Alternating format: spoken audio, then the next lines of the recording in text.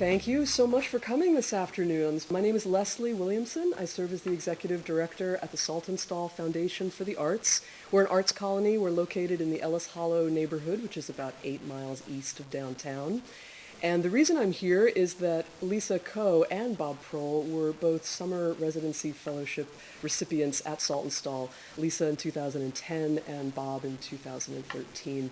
We support New York State artists and writers primarily through fully funded residencies during the summer and with subsidized retreat space in the off-season. So if you're an artist or writer and you're local and you need a little time away, come find me or come find us online and you can come up and book yourself a little writing retreat at the colony. The format today, Lisa's going to read for a few minutes and then Bob is going to join her and have a little conversation, and then there'll be a little time for Q&A, and then I hope you buy a copy of the book and come up and get it signed. Lisa Coe is the author of The Leavers, a novel which won the 2016 Penn Bellwether Prize for Socially Engaged Fiction, and which was also recently longlisted for the National Book Award in Fiction. Her writing has appeared in Best American Short Stories 2016, The New York Times, Narrative, O Magazine, and elsewhere. She's been awarded fellowships and residencies from the New York Foundation for the Arts, the MacDowell Colony, the Jerome Foundation, and the Kimmel Harding Nelson Center, among many others. Lisa was born in Queens and raised in New Jersey, and she currently lives in Brooklyn. Please give a warm welcome for Lisa Coe. Thank you, everyone. I will just start by reading a few pages from the first chapter of The Leavers. As Lesley mentioned, I actually started working on the first draft of this novel here in Ithaca in 2010. I had started writing the novel in 2009, and I had the residency at Saltonstall in the summer of 2010 where I did a lot of work on the first draft. So it feels really great and kind of full circle to be back here again, reading from the finished thing. It took me about 8 years from beginning to end to get it out in the world. So this is from the very first chapter. The day before Domingo saw his mother for the last time, she surprised him at school. A navy blue hat sat low on her forehead, scarf around her neck like a big brown snake. "What are you waiting for, kid? It's cold out." He stood in the doorway of PS 33 as she zipped his coat so hard the collar pinched. "Did you get off work early?" It was 4:30, already dark, but she didn't usually leave the nail salon until 6. They spoke as always in Fujianese. "Short shift. Michael said you had to stay late to get help on an assignment." Her eyes narrowed behind her glasses, and he couldn't tell if she bought it or not. "Teachers didn't call your mom when you got detention, only gave a form you had to return with the signature, which he always forged." Michael, who never got detention, had left after 8th period, and Deming wanted to get back home with him, in front of the television, where, in the safety of a laugh track, he didn't have to worry about letting anyone down. Snow fell like clots of wet laundry. Deming and his mother walked up Jerome Avenue. In the back of a concrete courtyard, 3 older boys were passing a blunt, coats unzipped, wearing neither backpacks nor hats. Sweet smoke and slow laughter warming the thin February air. "I don't want you to be like that," his mother said. "I don't want you to be like me. I didn't even finish 8th grade." What a sweet idea, not finishing 8th grade. He could barely finish 5th. His teachers said it was an issue of focus, of not applying himself. Yet when he tripped Travis Bopa in math class, Deming had been as shocked as Travis was. "I'll come to your school tomorrow," his mother said. "Talk to your teacher about that assignment." He kept his arm against his mother's, loved the scratchy sound of their jackets rubbing together. She wasn't one of those TV moms, always hugging their kids or watching them with bemused smiles, but insisted on holding his hand when they crossed a busy street. Inside her gloves, her hands were red and scraped, the skin angry and peeling, and every night before she went to sleep, she rubbed the thick lotion onto her fingers and winced. Once, he asked if it made them hurt less. She said only for a little while, and he wished there was a special lotion that could make new skin grow, a pair of superpower gloves. Short and blocky, she wore loose jeans. Never had he seen her in a dress, and her voice was so loud that when she called his name, dogs would bark, and other kids jerked around. When she saw his last report card, he thought her shouting would set off the car alarms 4 stories below. But her laughter was as loud as her shouting, and there was no better, more gratifying sound than when she slapped her knees and cackled at something silly. She laughed at things that weren't meant to be funny, like TV dramas and the swollen orchestral soundtracks that accompanied them. Or better yet, at things Deming said, like when he nailed the way their neighbor Tommy always went, "Not bad, not bad, not bad," when they passed him in the stairwell, an automatic response to a "hello, how are you" that hadn't yet been issued. When he had lived in Minjiang with his grandfather, Deming's mother had explored New York by herself. There was a restlessness to her, an inability to be still or settled. She jiggled her legs, bounced her knees, cracked her knuckles, twirled her thumbs. She hated being cooped up in the apartment on a sunny day, paced the rooms from wall to wall to wall, a cigarette dangling from her mouth. "Who wants to go for a walk?" she would say. Her boyfriend Leon would tell her to relax, sit down. "Sit down? We've been sitting all day." Deming would want to stay on the couch with Michael, but he couldn't say no to her, and they would go out. No family but each other. He would have her to himself, an ambling walk in the park or along the river, making up stories about who lived in the apartments they saw from the outside. A family named Smith, 5 kids, father dead, mother addicted to bagels. He speculated the day they went to the Upper East Side. "To bagels?" his mother said. "What flavor bagel?" "Everything bagels," Deming said, which made her giggle harder until they were both bent over on Madison Avenue, laughing so hard no sounds were coming out. And his stomach hurt, but he couldn't stop laughing, old white people giving them stink eye for stopping in the middle of the sidewalk. Deming and his mother loved everything bagels, the sheer balls of it, the New York audacity that a bagel could proclaim to be everything, even if it was only topped with sesame seeds and poppy seeds and salt. A bus lumbered past, spraying slush. The walk sign flashed on. "You know what I did today?" his mother said. "One lady, she had a callus the size of your nose on her heel. I had to scrape all that dead skin off. It took forever, and her tip was shit. You'll never do that if you're careful." He dreaded this familiar refrain. His mother could curse, but the one time he'd let motherfucker bounce out in front of her, loving the way the syllables got meatbally in his mouth. She'd slapped his arm and said he was better than that. Now, he silently said the word to himself as he walked, 1 syllable per footstep. "Did you think when I was growing up, a small girl your age, I thought, hey, one day I'm going to come all the way to New York so I can pick Gao Gao out of a stranger's toe? That was not my plan." "Always be prepared," she liked to say. "Never rely on anyone else to give you things you could get yourself." She despised laziness, softness, people who were weak. She had few friends, but was true to the ones she had. She could hold a fierce grudge, would walk an extra 3 blocks to another grocery store because 2 years ago, the cashier at the one around the corner had smirked at her lousy English. It was lousy, Deming agreed. So that's from the very first chapter, and I'll just read a page or two from one of the middle chapters.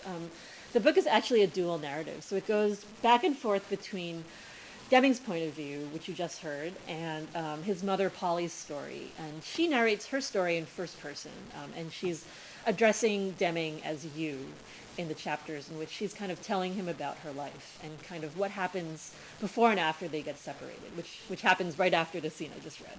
So here's a little bit from one of Polly's chapters. "I always told you not to be like me. I quit school in grade 8. Stupid. I'd ask a boy who was an even worse student than I was, but whose parents were cadre members, to give me a cigarette. Girls don't smoke," I heard him say, and that was a dare I couldn't resist. The inhale made my lungs burn, but I held it in and forced down the coughs and exhaled so smooth and neat, letting the smoke exit my lips in a perfect curl. Teacher Wu paddled me, but not the boy. I leaned over his desk as he whacked my butt with his wooden board, and as I faced my classmates' stunned faces, I laughed. I'd seen boys cry when they got the paddle, but this smacking was no big deal. I didn't go back to school after that, and the summer passed in the slowest ooze.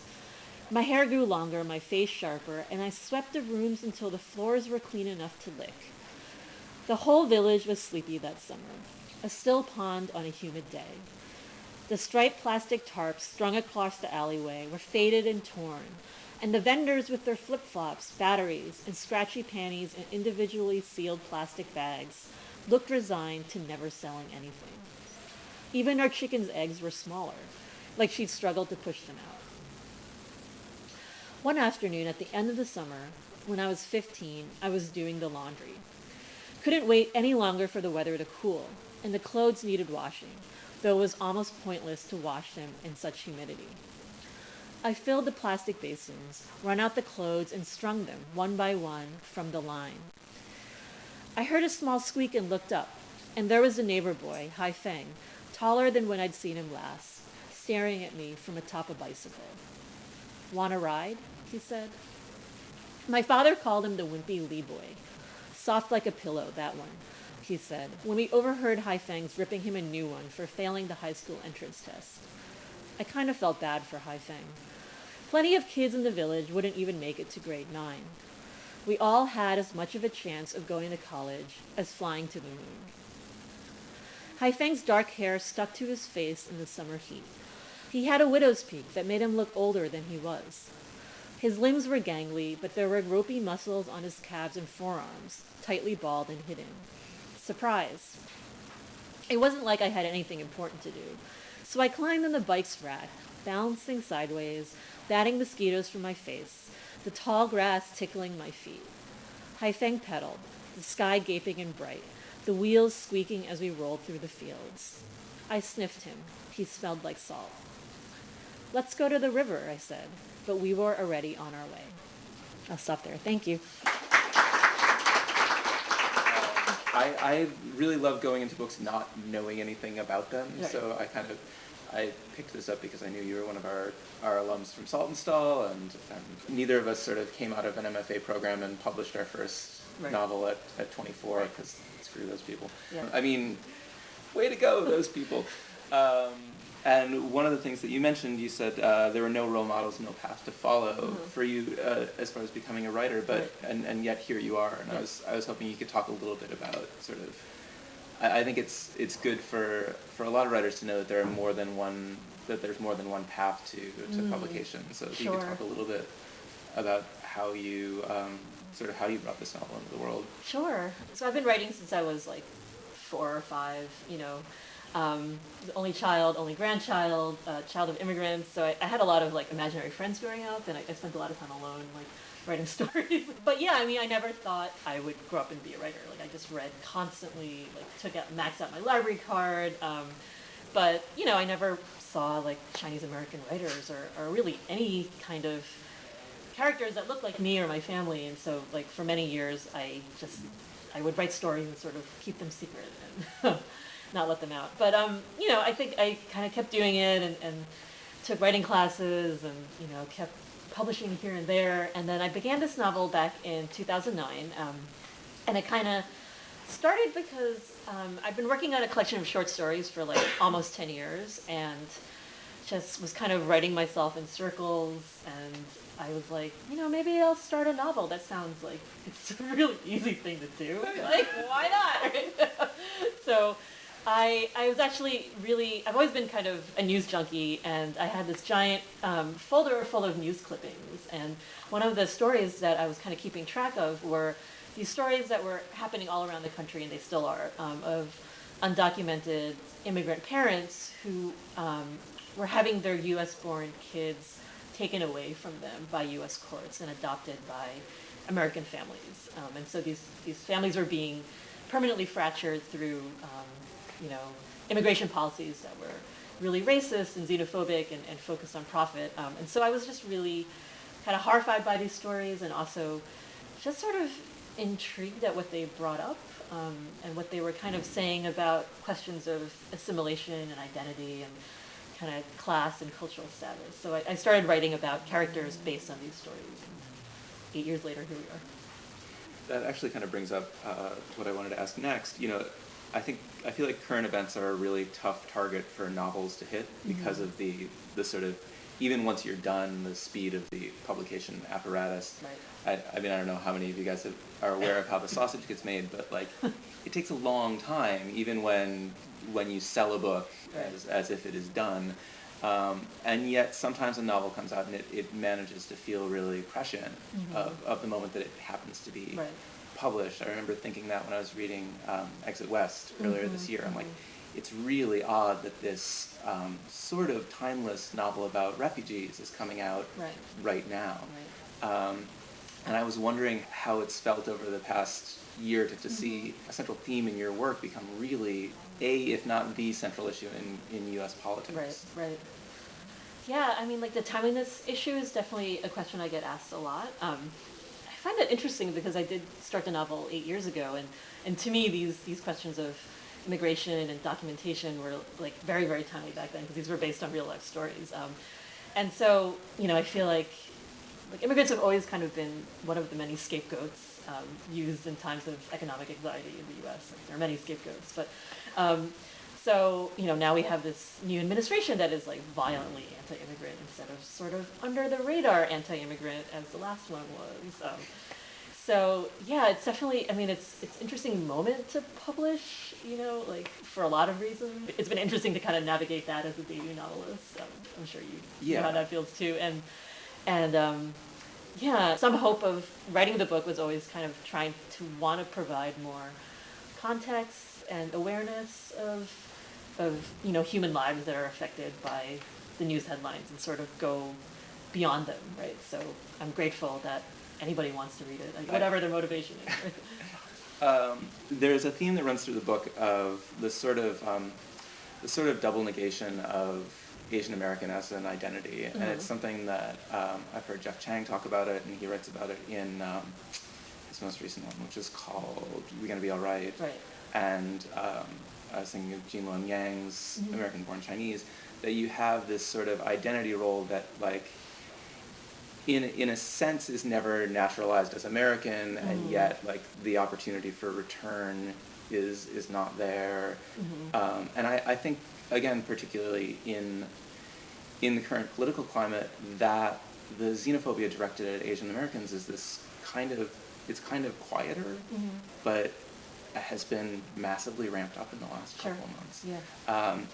And I was wondering if you could talk a little about that, your experience with that identity growing up and now as an emerging writer in these political times. Right. Yeah, I mean, I think there's a way that, like, given the history of Asians in America, the sort of disparity within that identity group, and also the way that we've been positioned as people of color in America, that we often become very invisible, right? So there's partly like what you mentioned about kind of being like pigeonholed as that perpetual foreigner, like being asked like, where are you from? Like, your English is really good. And so, like, that's kind of one sort of like racial microaggression that you never really believed to be truly American, even though you are, right? And then there's the other side of it in which, like, I think, like, because of the model minority stereotype and the way that Asians are sort of positioned as like a wedge against racism against other people of color. So it's kind of this way that, immigration policies post-1965 privileged a very professional class of immigrants from Asia that were previously not allowed to migrate for almost 100 years. So you have this class of very well-educated,